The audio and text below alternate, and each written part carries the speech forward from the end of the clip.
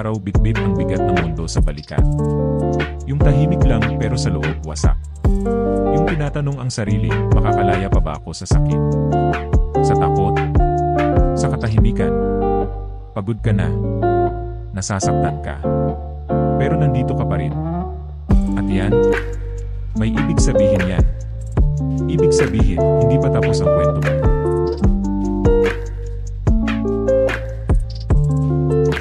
Ngayon, hindi lang tayo magbibigay ng inspirasyon. Lalalim tayo sa kung paano mo magagamit ang sakit, pagkabigo at paghihirap para maging lakas na walang makakalinan. Dahil ang setback mo, pwedeng maging simula ng comeback mo.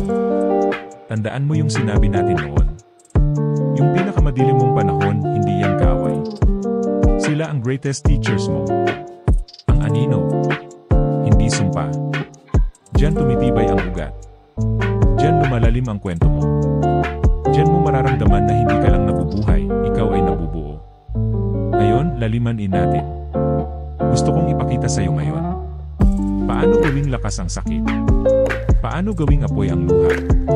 Paano gawing direksyon ng pagkaligaw?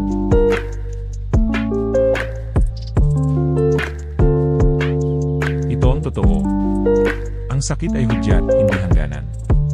Hindi niya sinasabi na sumuko ka. Ang sinasabi niya, magising ka. May kailangang baguhin.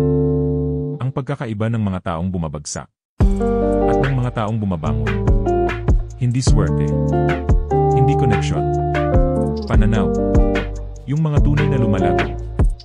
Ginagamit ang sakit bilang hakbang, hindi bilang harang. Hindi nila tinatakbuhan ang anino. Hinaharap nila ito at lumalabas silang buo, hindi basag. Paano nga ba? Paano mo nga ba gagawing layunin ang mga luha? Simulan mo sa katotohanan. Kailangan mong angkinin ang kwento mo. Buong buo. Huwag mong itago ang sugat. Huwag mong i-edit ang mga bahagi na masakit. Yung heartbreak mo. Yung pagkawala. Yung pagtalikod. Lahat yan ay parte ng obra mo. Ang sakit mo ay mapa. At tinuturo ka niya sa tawag ng puso mo.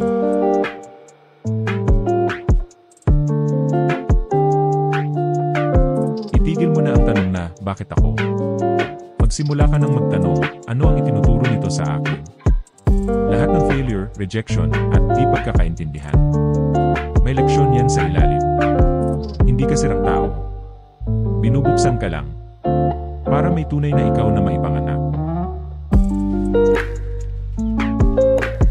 Ready ka? Ito na ang simula ng shift mo. Damdamin mo to, buo. Huwag mong piliting umiti kung hindi mo kaya. Iyak. Sumigaw. Magsulat. Hindi mo mapapagaling ang sakit na ayaw mong harapin. Pag-isipan ng malalim. Tanungin mo, ano ang sinasabi ng sakit na to sa akin? Anong katotohanan ang matagal ko nang iniiwasan? Baguhin ang kwento. Hindi ito sirang-sira na ako. Ito ay binubuo ako. Gumawa ng desisyon. Gamitin ang sakit bilang signal. Magsimula ng negosyo. Umalis sa toxic na relasyon.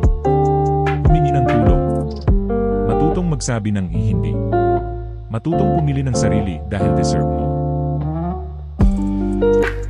Kung ngayon mo lang ito napanood, balikan mo rin ang unang bahagi ng mensaheng ito. Doon natin sinimulan ang paglalakbay mula sa dilim papunta sa liwanag.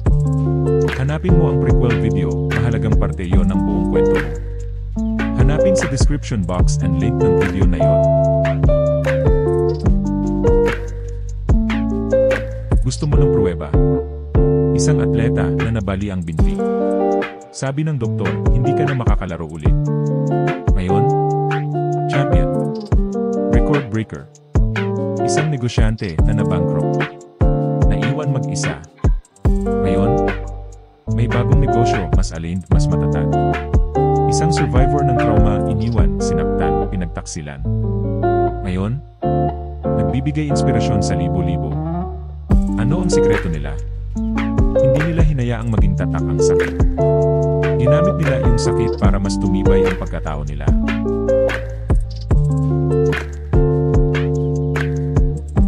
Ang sakit parang apoy. Pwede kang sunugin. Pero pwede ka ring pandayin. Alam mo ba? Ang diamante, simpleng carbon lang, pero binuo ng pressure. Ang buto, kailangang mabasag sa dilim bago tumubo. At ikaw ay nasa apoy ngayon. Pero hindi ibig sabihin niya na nasusunog ka. Ibig sabihin lang binubuo ka. Ang tibay, hindi ibig sabihin na okay ka palagi. Ang tibay ay pagpili na magpatuloy kahit gusto mo nang sumuko. Bawat bangon mo kahit basag na basag ka. Sinasabi mo sa nakaraan, hindi ikaw ang magdidikta ng kinabukasan ko. At yan, tunay na lakas. Gusto mong magsimula? Heto ang mga armas mo. Mag-journal. Isulat ang sakit. Isulat ang paghilom. Makikita mong unti-unti kang lumalakas. Lumapit sa mga taong may growth mindset. Yung hindi lang nakikinig kundi nagtutulak sa iyo pataas. Maliliit na panalo. Hindi kailangan perfecto. May araw na ang panalo ay ang simpleng pagbangon lang sa kama. I-celebrate mo yan. Mag-practice ng self-compassion. Hindi kahinaan ang paghihirap. Katapangan yan. Gumawa ng vision board. Ay visualize mo kung sino ang gusto mong maging. At hayaan mong hilahin ka niyan palabas sa dilim.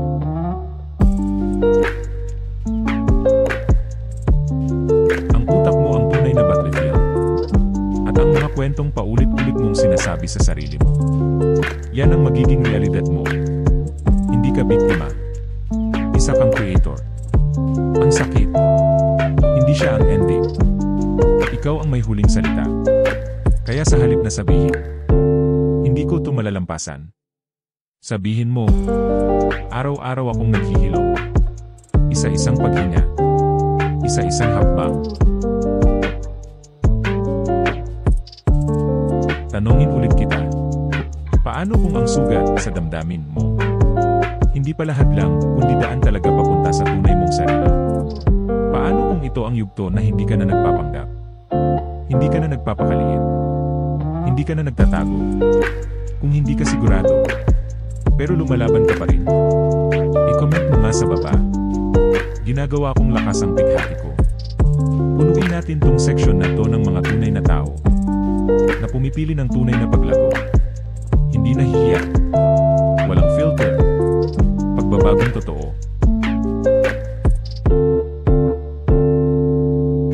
Hindi kay tinadhana para manatili sa abo.